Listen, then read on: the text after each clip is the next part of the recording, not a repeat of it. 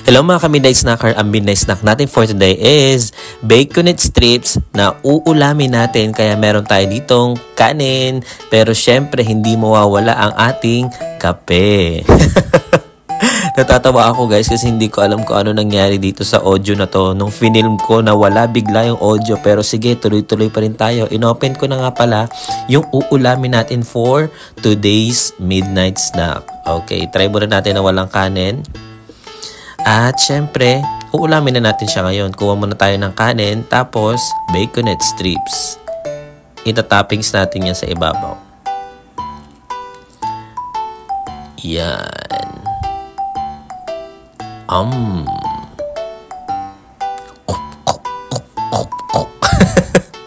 Nakakatawa naman mag-voice over.